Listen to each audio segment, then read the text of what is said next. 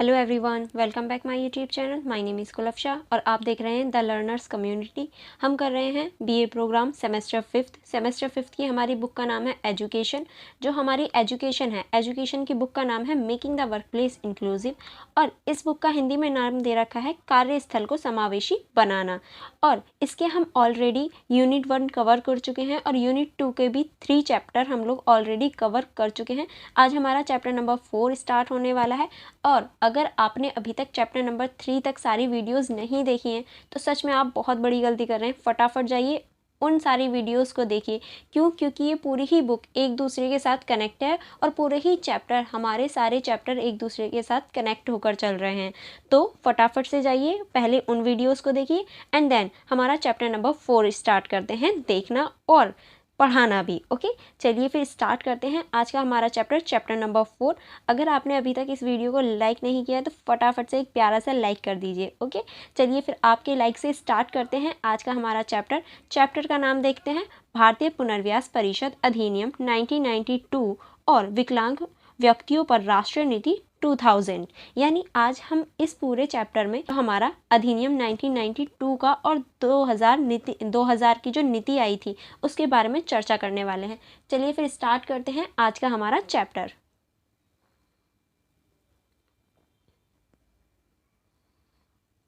भारतीय पुनर्विकास परिषद अधिनियम RCI 1992।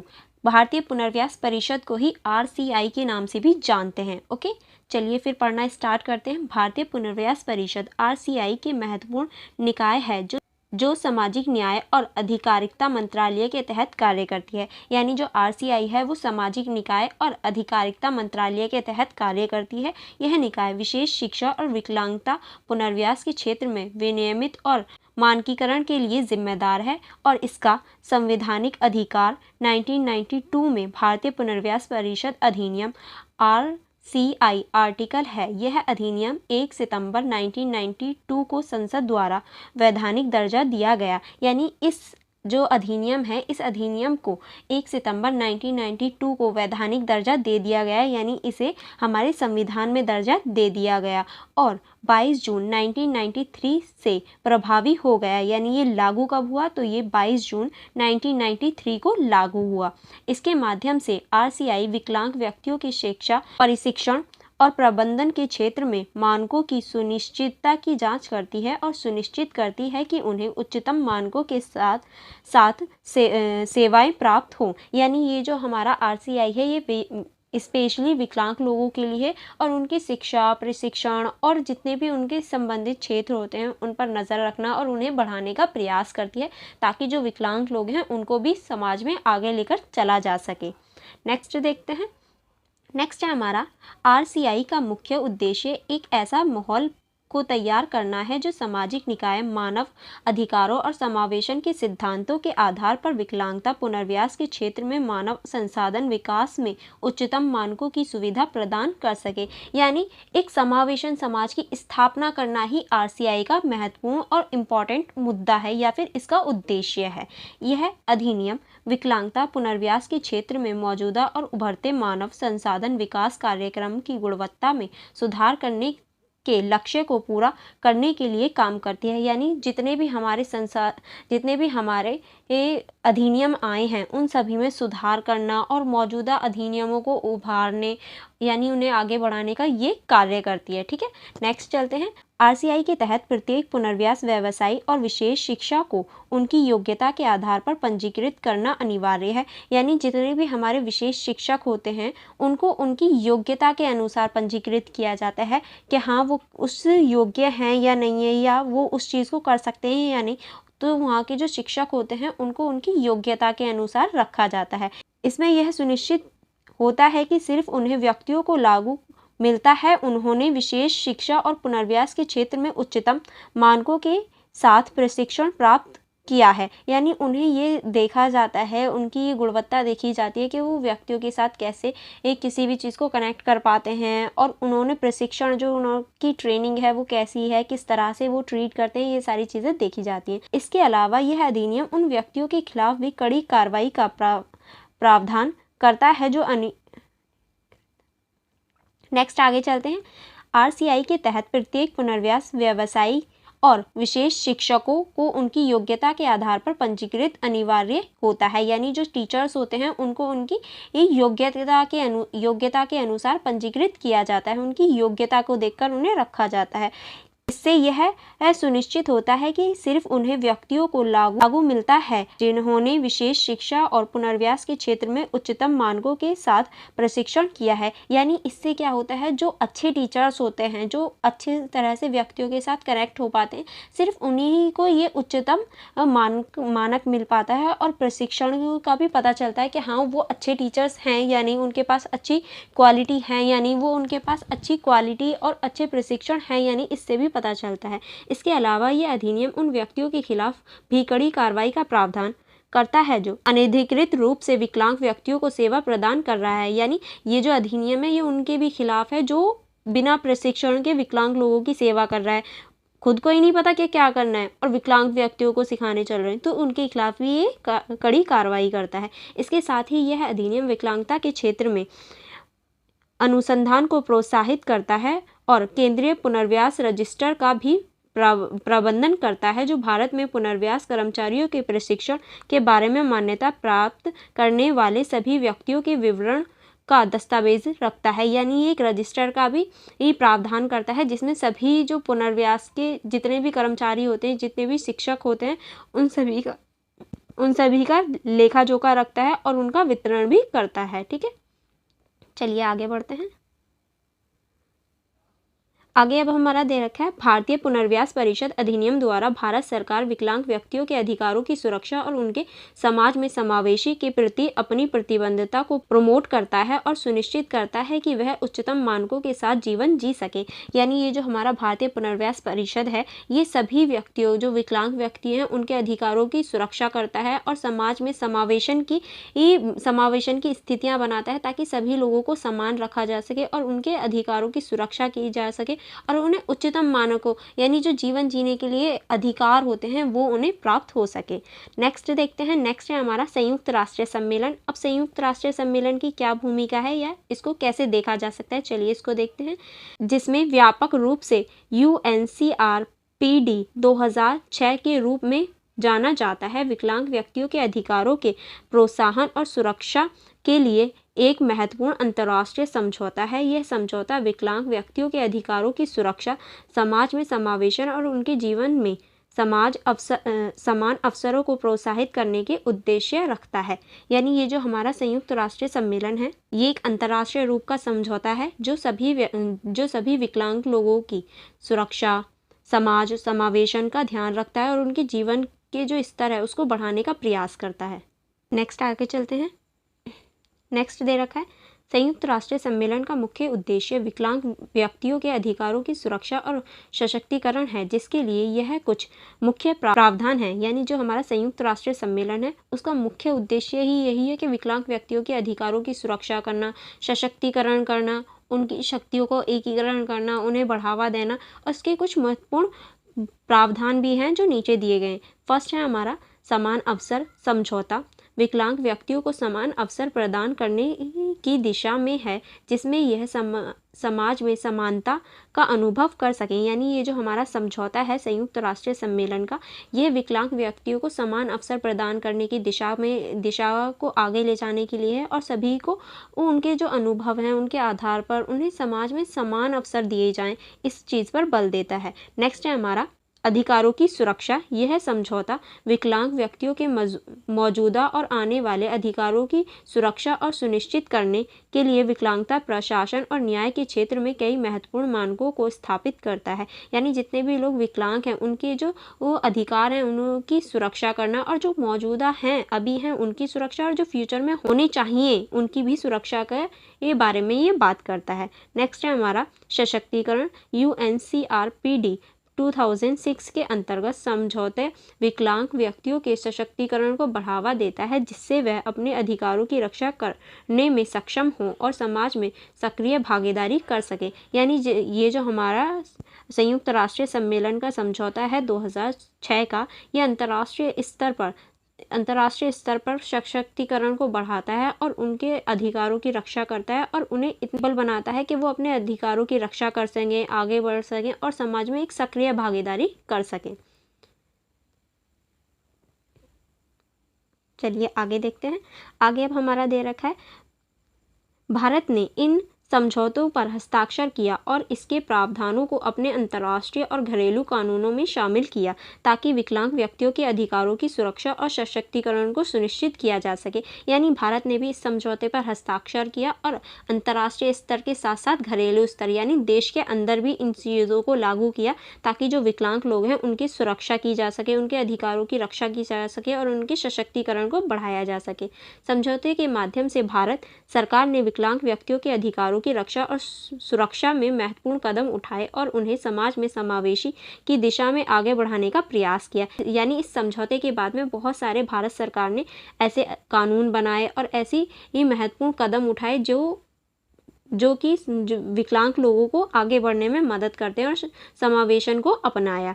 इसके परिणाम स्वरूप भारत में विकलांग व्यक्तियों के लिए अधिकारों की सुरक्षा और समाज में समावेशन को समर्थन दिया जा रहा है और उन्हें उनके अधिकारों की सुरक्षा के लिए सामंजस्य बनाने में मदद मिल रही है। यानी इसके परिणाम स्वरूप इसी के अंतर्गत इसी की वजह से जो विकलांग लोग हैं उनको आगे बढ़ने का, सशक्तिकरण करने का और समावेशन को बढ़ावा मिल रहा है, जिसकी वजह से जो हमारे विकलांग लोग हैं उनकी जो स्थिति है वो बदल रही है। ठीक है, चलिए नेक्स्ट देखते हैं।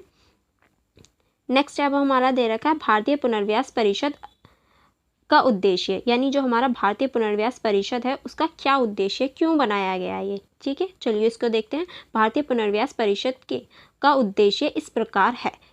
अब नीचे हमारा भारतीय पुनर्विकास परिषद के कुछ उद्देश्य दे रखे हैं, चलिए फिर उनको पढ़ना स्टार्ट करते हैं। पहला उद्देश्य हमारा RCI का मुख्य उद्देश्य विकलांग लोगों को पुनर्विकास के क्षेत्र में प्रशिक्षण नीतियों और कार्यक्रमों को विनियमित करना है। यह विकलांग व्यक्तियों से निपटने वाले पेशेवरों के लिए विभिन्न प्रशिक्षण पाठ्यक्रमों के मानकीकरण को सुनिश्चित करने का भी इरादा रखता है। यानी जो हमारा भारतीय पुनर्विकास परिषद RCI है, इसका मुख्य उद्देश्य यही है कि विकलांग लोगों को पुनर्विकास करना, उनके क्षेत्र में प्रशिक्षण पहुंचाना, सारी नीतियों को बनाना और उन्हें आगे बढ़ाना, पेशेवर तरीके से उन्हें आगे बढ़ाना ही इसका मुख्य उद्देश्य है।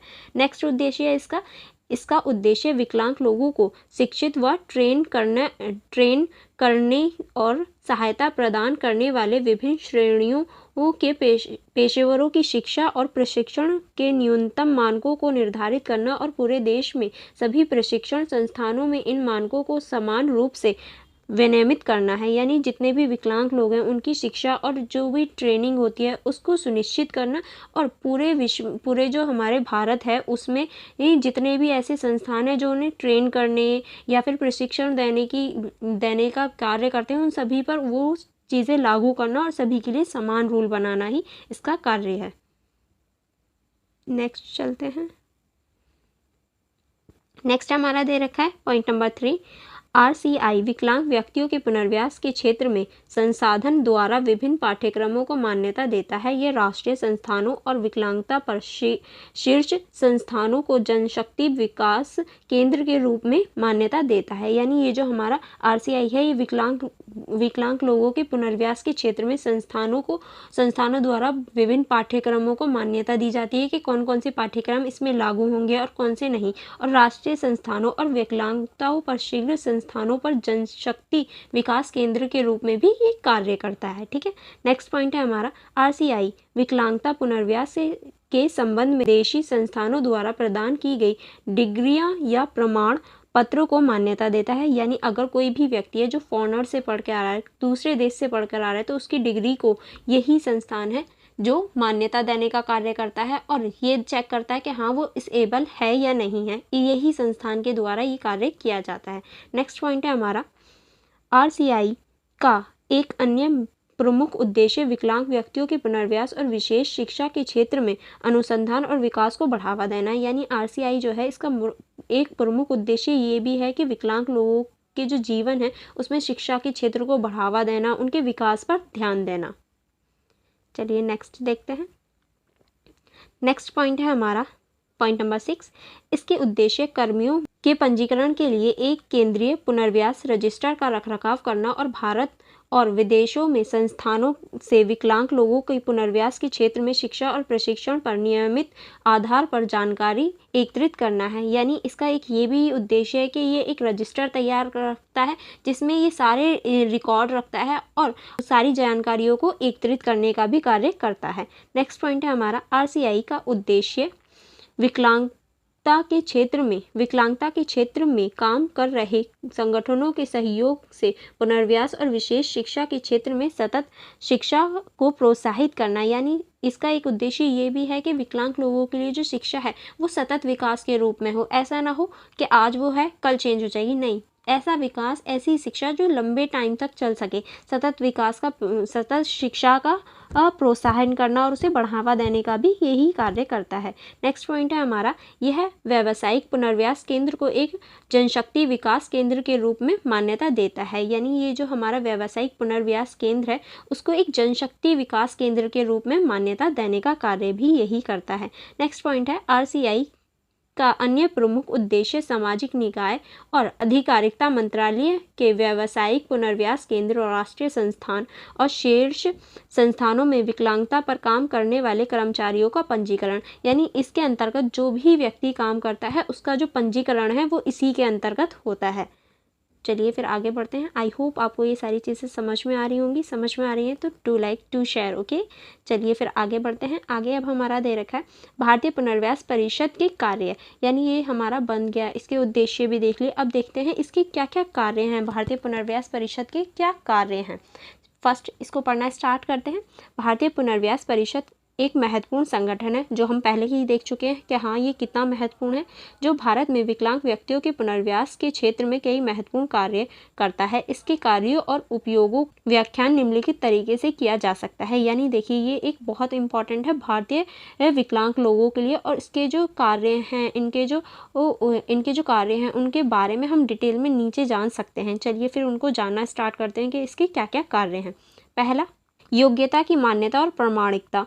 RCI विविध शिक्षा संस्थानों और यूनिवर्सिटियों द्वारा दी जाने वाली योग्यता को मान्यता देता है और इसके लिए मानक तय करता है कि यह विकलांग व्यक्तियों को योग्यता प्राप्त करने में मदद करना है और उन्हें समाज में आगे बढ़ाने का अवसर प्रदान करना है। यानी ये जो है हमारी संस्था है RCI भारतीय पुनर्व्यास परिषद, ये पूरे विश्व में किसी भी यूनिवर्सिटी से की गई डिग्री और कुछ भी कोर्स किया गया उसको मान्यता प्रदान करता है और ये देखता है कि वो विकलांग व्यक्तियों के लिए जीवन में सकारात्मक प्रभाव डालेगा, नकारात्मक तो नहीं। तो इस चीज़ की जांच करके उस डिग्री को मान्यता देने का काम इसी का है। नेक्स्ट पॉइंट है हमारा परीक्षा और मूल्यांकन। RCI परीक्षा के लिए निरीक्षकों और अंगूठकों को नियुक्त करता है और परीक्षा के संचालन और मूल्यांकन को सुनिश्चित करता है ताकि विकलांग छात्र और छात्राएं निष्पक्ष परीक्षा कर सकें। यानी ये एक परीक्षा को भी लेता है और ये परीक्षा को भी लेता है और उसमें निष्पक्ष रूप से परीक्षा हो, इस बात पर भी ये ध्यान देता है। नेक्स्ट है हमारा शिक्षा मानकों का सुनिश्चित करना। RCI विभिन्न शिक्षा संस्थानों के लिए शिक्षा मानकों को निर्धारित करता है कि हाँ आपकी शिक्षा में ये चीज़ें होनी ही चाहिए, ये भी ये निर्धारित करता है और उनके बीच समानता और गुणवत्ता को सुनिश्चित करने में मदद करता है। यानी उनकी जो गुणवत्ता होनी चाहिए वो किस टाइप की होनी चाहिए, उनमें क्या क्या चीज़ें होनी चाहिए, इस बात पर भी ये ध्यान देता है। चलिए नेक्स्ट देखते हैं। नेक्स्ट हमारा दे रखा है पॉइंट नंबर 4, अनुसंधान और विकास। RCI विकलांगता के क्षेत्र में अनुसंधान और विकास को प्रोत्साहित करता है, जिसमें नई तकनीकी और शिक्षा मॉडल का विकास करता है ताकि विकलांग व्यक्तियों को बेहतर शिक्षा प्राप्त हो सके। यानी ये जो हमारा RCI है ये अनुसंधानों और विकासों पर जोर देता है ताकि नई नई जो तकनीक हैं उनके मॉडलों को शिक्षा में उतारा जा सके और वयस्क लोगों को भी आगे बढ़ने का मौका दिया जा सके। नेक्स्ट है पॉइंट नंबर 5, पुनर्व्यास पेशेवरों के लिए मानकों का निर्धारण। RCI विकलांग पुनर्व्यास के पेशेवरों के लिए न्यूनतम मानकों, आचरणों और शिष्टाचारों और आचार संहिता को निर्धारित करता है, जिसमें उन्हें पेशेवरों को उच्च मानकों के साथ पेशेवर व्यवहार हो सके। यानी उनके मानकों को निर्धारित करना कि ये चीज़ें होनी ही चाहिए, इससे कम तो हो ही ना, इस चीज़ पर भी ये ध्यान देता है और उनके मानकों को निर्धारित करने का कार्य भी करता है। नेक्स्ट पॉइंट है हमारा नैतिक और कानून उपयोगों का अनुपालन।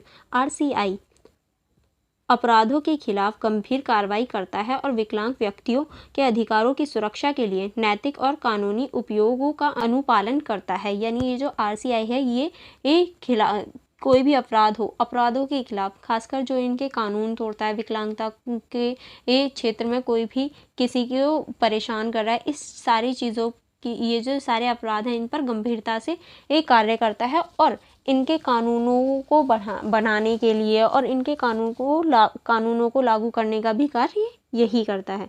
नेक्स्ट देखते हैं, इन कार्यों के माध्यमों से भारतीय पुनर्वास परिषद विकलांग व्यक्तियों के पुनर्वास को समर्थन प्रदान करने और उनके लिए उनके अधिकारों की सुरक्षा को सुनिश्चित करने का महत्वपूर्ण काम है। यानी ये बहुत ज़्यादा इम्पोर्टेंट हो जाता है भारतीय पुनर्वास परिषद अधिनियम, ताकि किसी भी व्यक्ति को कोई भी ये परेशानी ना हो और उसे किसी भी प्रकार की कोई भी परेशानी ना हो और वो अपने फ्यूचर में आगे बढ़ सके, इसीलिए ये ज़रूरी हो जाता है। ओके, नेक्स्ट पॉइंट है हमारा विकलांग व्यक्तियों पर राष्ट्रीय नीति 2006। अब हमारी राष्ट्रीय नीति जो 2006 की आई थी, अब हम उसको पढ़ना स्टार्ट करेंगे कि वो क्या है और कैसे कार्य करती है। विकलांग व्यक्तियों से संबंधित सबसे व्यापक और विस्तृत नीति वर्ष 2006 में भारत सरकार द्वारा लाई गई। यानी ये जो वर्ष 2006 की नीति थी, ये सबसे व्यापक, सबसे बड़ी नीति थी, ठीक है, जिसमें विभिन्न एजेंसियों की भूमिका और जिम्मेदारियों के उल्लेख के साथ सभी प्रकार की क्षमताओं और सभी प्रकार की अक्षमताओं और उनकी गंभीरता को शामिल किया गया था। यानी इसमें ये जो 2006 की हमारी नीति थी, इसमें बहुत सारी एजेंसियों ने अपनी भूमिका निभाई थी और बहुत सारी एजेंसियों ने अपनी अपनी जिम्मेदारी निभाई थी, जो अक्षमता के लिए बहुत ज़्यादा गंभीर रूप से कार्य कर रही थी। राष्ट्रीय नीति 2006 विकलांग लोगों के लिए बेहतर जीवन सुनिश्चित करने की दिशा में एक महत्वपूर्ण कदम है। यानी ये जो विकलांग लोग हैं, ये उनके लिए थी ताकि उनका जो जीवन है वो बेहतर हो सके, और बहुत महत्वपूर्ण कार्य किया इसने। सामाजिक न्याय और अधिकारिता मंत्रालय भारत सरकार की यह पहल एक स्वागत योग्य बादल के रूप में आई है। इस नीति का मुख्य उद्देश्य विकलांगजनों के लिए बाधा मुक्त वातावरण सुनिश्चित करना और पुनर्वास सेवाओं में सुधार करना था। यानी ये जो नीति थी, इसका मेन मोटिव जो था वो विकलांग लोगों को बाधा मुक्त वातावरण तैयार करके देना था, ताकि उन्हें किसी भी परेशानी का सामना ना करना पड़े, और पुनर्वास सेवाओं में सुधार करने भी इसी का उद्देश्य था। चलिए आगे बढ़ते हैं। आगे बढ़ने से पहले मैं आपको बता दूं, अगर आपने हमारा app the learners community DUSOL को अभी तक प्ले स्टोर से डाउनलोड नहीं किया है तो फटाफट से डाउनलोड कर लीजिए। वहाँ आपको सारे नोट्स मिल जाएंगे, क्वेश्चन पेपर मिल जाएंगे, जिससे क्या होगा, आपकी जो स्टडी है वो और अच्छे से होगी और आप अपने अच्छे नंबर गेन कर पाओगे। तो फटाफट से जाइए प्ले स्टोर में, ये फ्री है, द लर्नर्स कम्युनिटी DUSOL हमारा ऐप है। आप जल्दी से जाकर इसे डाउनलोड कर लीजिए और अपनी स्टडी अच्छे से कीजिएगा। चलिए फिर आगे बढ़ते हैं। आगे अब हमारा दे रखा है विकलांग व्यक्तियों पर राष्ट्रीय नीति 2006 के प्रमुख प्रावधानों का संक्षेप। यानी कुछ प्रमुख प्रावधान किए गए थे 2006 में, वो कौन कौन से हैं। चलिए फिर स्टार्ट करते हैं उनको पढ़ना। पहला पॉइंट दे रखा है हमारा रोकथाम, प्रारंभिक पहचान और हस्तक्षेप। यह प्रावधान विकलांगता को पहले ही पहचानने और रोकने के लिए महत्वपूर्ण है। यानी ये जो प्रावधान है, ये विकलांगता को पहले ही पहचानने का कार्य करता है, उसे रोकने की कोशिश करता है।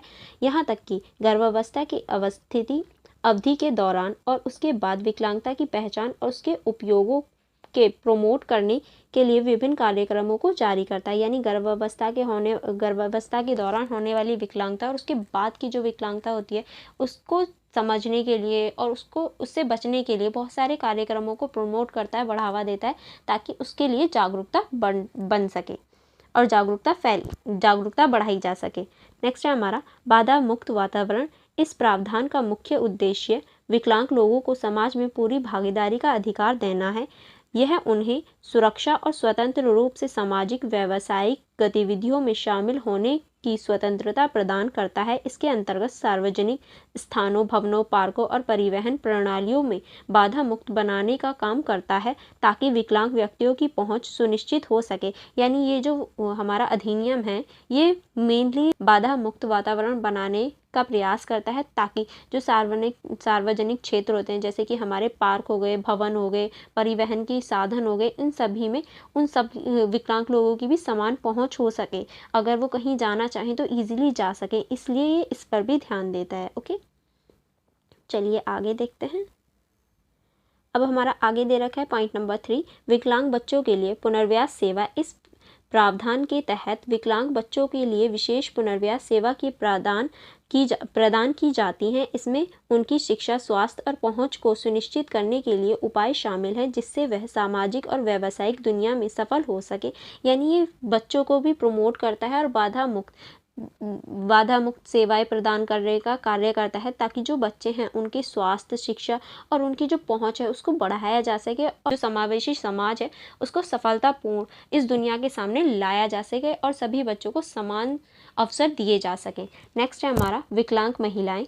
नीति में ध्यान दिलाने वाले प्रमुख बिंदु विकलांग महिलाओं के लिए हैं, जिसमें उनकी विशेष जागरूकता को मदद और सुरक्षा के साथ साथ शिक्षा, स्वास्थ्य और रोजगार प्रशिक्षण के लिए समावेशी की गारंटी दी जाती है। यानी महिलाओं को भी प्रोत्साहन किया जाता है और उनको भी समावेशन की गारंटी दी जाती है, ताकि वो भी अपना विकास कर सकें और आगे बढ़ सकें। ठीक है, नेक्स्ट पॉइंट है हमारा प्रमाणन नीति। विकलांग व्यक्तियों के लिए प्रमाणन पत्र की प्रक्रिया को सुविधाजनक और समर्थनपूर्ण बनाने के उपयोग को प्रमोट करती है। इसका उद्देश्य विकलांग व्यक्तियों को बिना किसी कठिनाई के उनके अधिकारों के तौर पर विकलांगता प्रमाण पत्र प्रदान करने में मदद करती है। यानी जो हमारा प्रमाण पत्र होता है कि हाँ वो लोग विकलांग हैं, सभी विकलांग लोगों के पास एक प्रमाण पत्र होता है, उसको सुविधाजनक उन तक पहुंचाने और आसानी से उनका जो प्रमाण पत्र है वो बन जाए, इस चीज़ पर भी ध्यान देती है, ताकि कोई भी विकलांग व्यक्ति है उसे ज़्यादा कठिनाइयों का सामना ना करना पड़े और उसे उसका प्रमाण पत्र कि हाँ वो विकलांग है,